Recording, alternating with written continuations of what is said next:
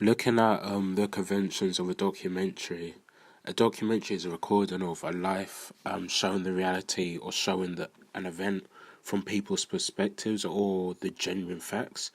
Documentaries aren't made just for the sake of it. They have a truthful and meaningful thought process behind it. It's vital for a documentary to get across their message as strong and clear as possible. Documentaries would feel pointless and have no effect at all if there isn't if this isn't achieved. A trailer gives you an insight into the message they're sending. This is to instigate strong emotions of the audience and having them eager to watch the whole documentary. Documentary trailers are short montages that explain the whole story, but holds back a lot of information and leaves things on cliffhangers to keep it engaging. The whole moral of a trailer is to present you the narrative and sections of that film or documentary, so you know what will feature within it. With a documentary, normally the viewer will already know a lot of the information about the subject.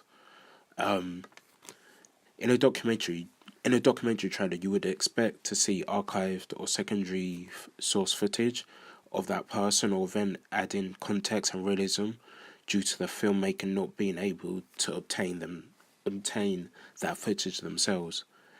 This would be real footage and not actors. Also, you can get you can get secondary source footage in biopics, but for the most part, they are essentially doing a film in a way, but it's a documentary because they're using actors, but they're reliving and replaying actual events that happened in real life.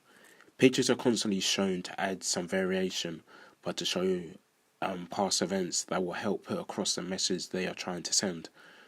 And it also does add some variation into the trailer, so it keeps it engaging as well. And sometimes, with the pictures being shown, they have a match on action shot where they would have a sound effect of picture of like the shutter of the camera taking a picture. They may add that in to add a sense of realism and to make it more interesting to watch as well. With interviews, the camera would be set up at an angle to make the audience feel comfortable and not uneasy. This allows there to be space on one side of the frame so we can see the environment they're in. This can help show the realism towards the documentary depending on what they're talking about. Interviews are irregular in documentaries and in the trailers as well. You have interviews from people who are close to a person if the documentary is based on a particular person. However, you can have experts based on and not based on a person, a related documentary that may go against the message portrayed, adding conflict, but also basically initiating a discussion.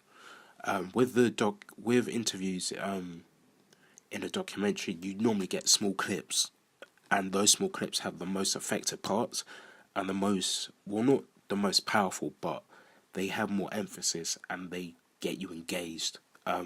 So so yeah, the interview is close to a person, add context, but the person, I don't know, they add context about the person and gives an insight. So the son of Bob Marley, he spoke a little bit in the trailer, which adds some context, and you hear him say that he's the son, and it sort of gets you surprised, but then gets you engaged by just hearing that. And we also in the Marley trailer, there's people who are always in the studio with him and knew him from being in the neighborhood. So you hear some guy talk about them always having their car doors just open when they're just riding down the street, because there's just a sense of comfort as well.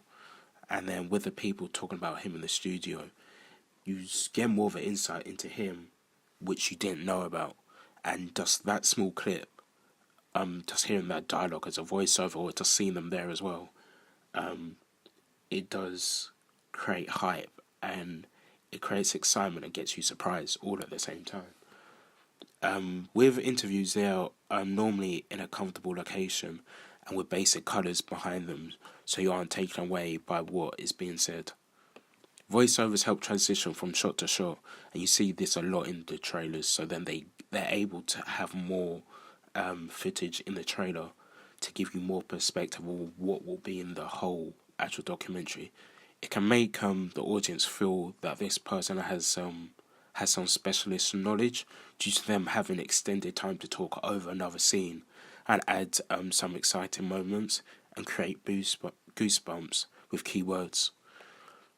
A way of conveying information at a cheaper and quicker way is through text on the screen, and we do see this a lot in documentary trailers. The information provided is believed and it's unquestioned as well. This is another way for the audience to consume information, making it more interesting to view.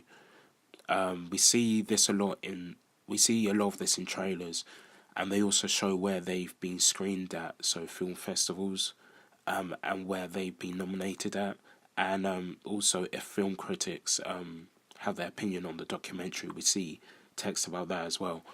But just going back to just about the general text, they do add in information. So I think it was Breaking a Monster, the trailer I analysed.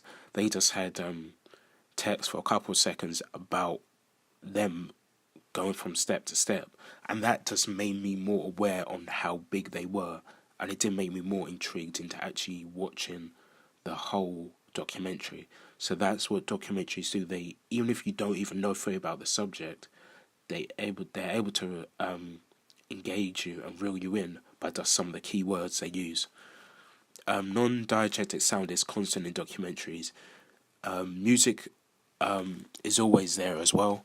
This can be to create the tone and the pace of the trailer, but also for the audience to gain more of an understanding.